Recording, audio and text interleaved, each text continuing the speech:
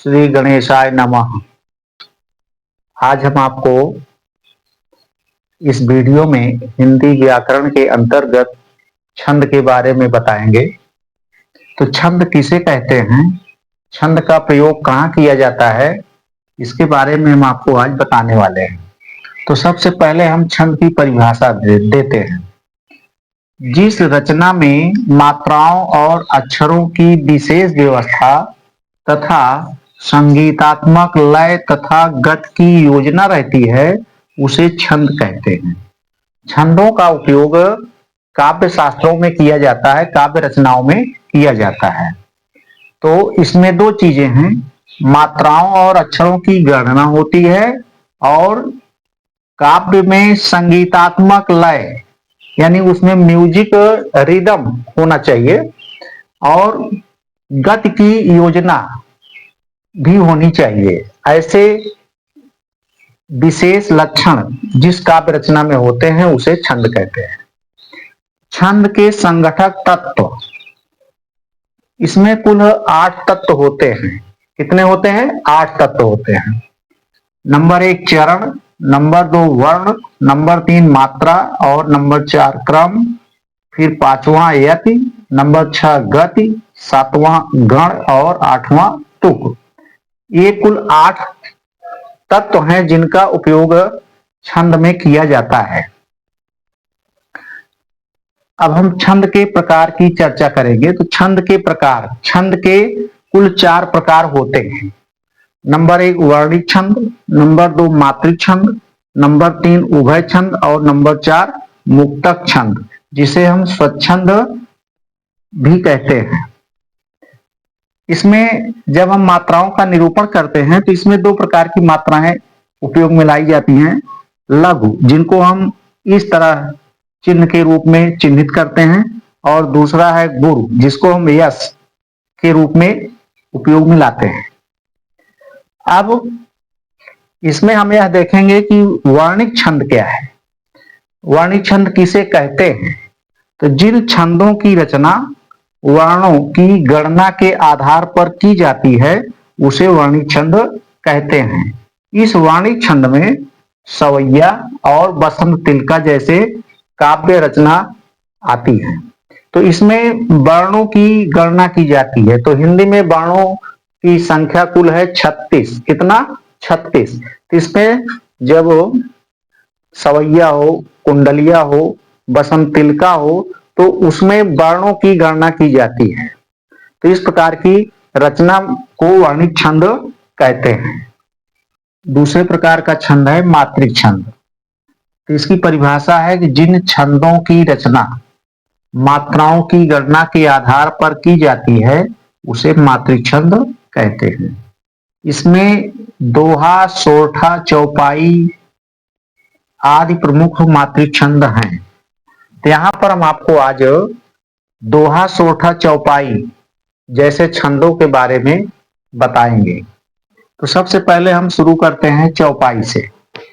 चौपाई किस प्रकार से काव्य रूप में लिखी जाती है, उसमें क्या क्या लक्षण होते हैं, यहां हमने बताया है कि यह मात्रिक छंद है। इसमें 4 चरण होते हैं। इसके प्रत्येक चरण में 16-16 मात्राएं होती हैं। चरण के अंत में गुरु का होना अच्छा माना जाता है।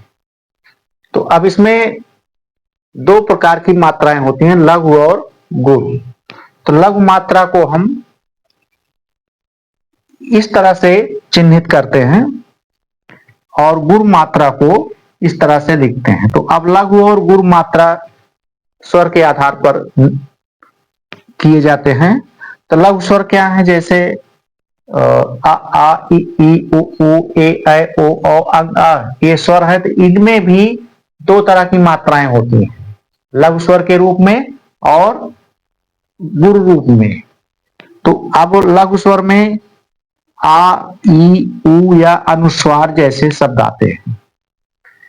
गुरु स्वर में बड़ा आ, बड़ी ई, बड़ा उ, ए, ऐ, ओ, अंग, अह का उच्चारण जिन रचनाओं में किया जाता है वह गुरु स्वर के अंतर्गत आते हैं। यहाँ मैंने चौपाई का एक एग्जाम्पल दिया है कि इसमें हम मात्राओं का निरूपण कैसे करेंगे। तो यहाँ हमने चौपाई लिखा है कि बंदम गुरु पद पदुम परागा चरण सुभाष सरस अनुरागा। तो अब इसमें मात्राओं की गणना कैसे करते हैं, यहाँ देखें। बंदम, इसमें अनुस्वार भी है, या गुरु है।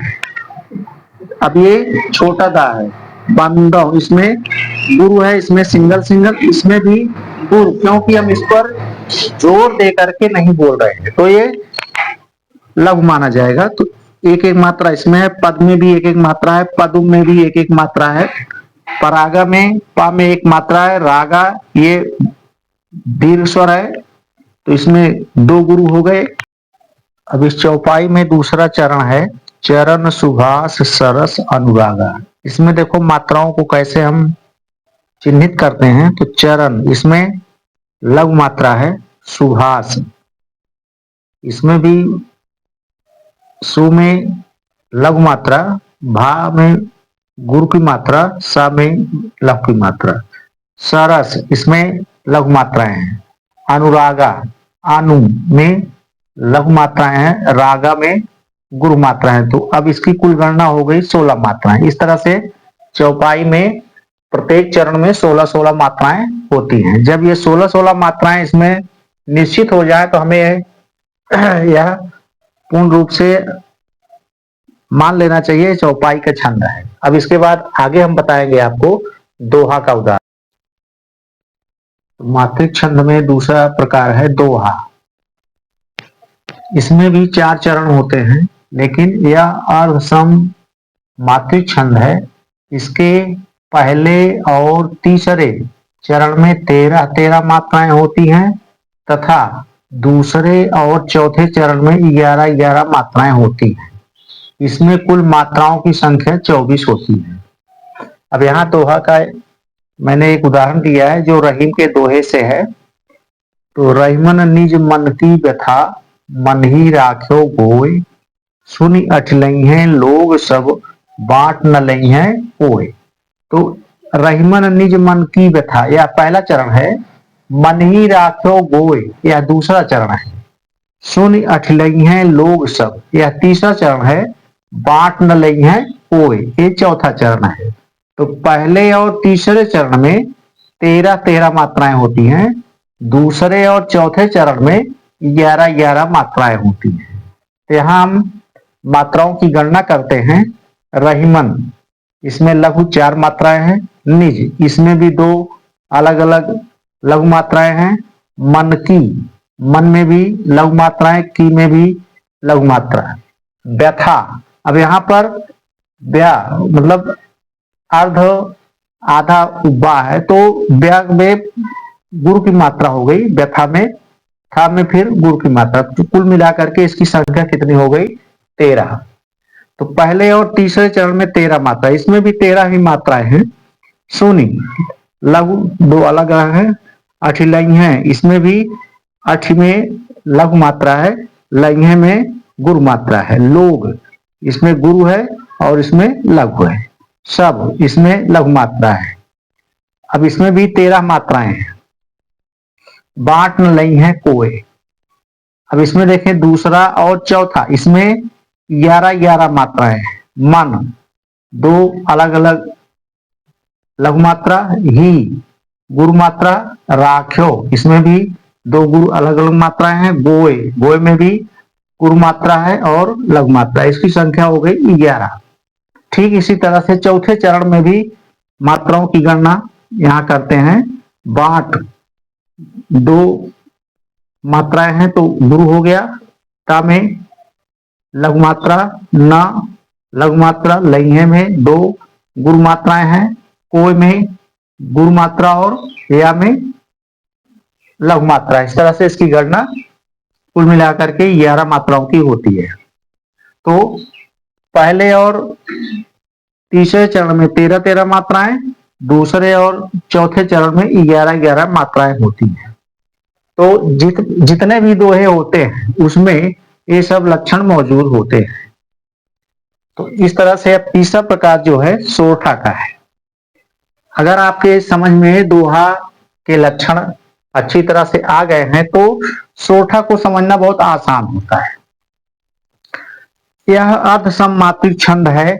यह दोहा का उल्टा होता है। इसके पहले व तीसरे चरण में 11-11 मात्राएं होती हैं तथा दूसरे और चौथे चरण में 13-13 मात्राएं होती हैं। तो अब यहाँ पर पहले और तीसरे चरण में 13-13 मात्राएं होती है, किसमें? दोहे में। लेकिन यहाँ कहा गया है कि दोहा का उल्टा होता है। तो यहाँ पर पहले और तीसरे चरण में कितनी मात्राएं होंगी? 11-11 मात्राएं होंगी। और दूसरे और चौथे चरण में कितनी मात्राएं होंगी? 13 मात्राएं होंगी। तो यहाँ एक उदाहरण हमने दिया है, सुन केवट के बैन प्रेम लपेटे अटपटे, बिहसे करुणा एन चितई जानकी लखन तन। तो सुन केवट के बैन ये पहला चरण है, प्रेम लपेटे अटपटे ये दूसरा चरण है, बिहसे करुणा एन ये तीसरा चरण है, चितई जानकी लखन तन ये चौथा चरण है। तो पहले और तीसरे चरण में 11-11 मात्राएं हैं, दूसरे और चौथे चरण में 13-13 मात्राएं हैं। इस तरह से यह दोहा का उल्टा हुआ। तो इस तरह से यह दोहा का लक्षण है। इसमें 11-11 मात्राएं और 13-13 मात्राएं होती हैं। इस तरह से यह मात्रिक छंद के दोहा, चौपाई और सोठा के लक्षण और उदाहरण हैं। तो इस तरह से हम छंद की जानकारी प्राप्त करते हैं और यही छंद दोहा, सोठा, चौपाई में से किसी एक छंद का उदाहरण दे करके और उसमें मात्राओं को निरूपित करने के लिए तथा यह कौन सा छंद है उसका उत्तर लिखने के लिए पूछा जाता है। इसकी जानकारी आपको हमने आज दी अपने इस वीडियो में। अब अगले वीडियो में हम कुछ अलग हिंदी व्याकरण की जानकारी देंगे।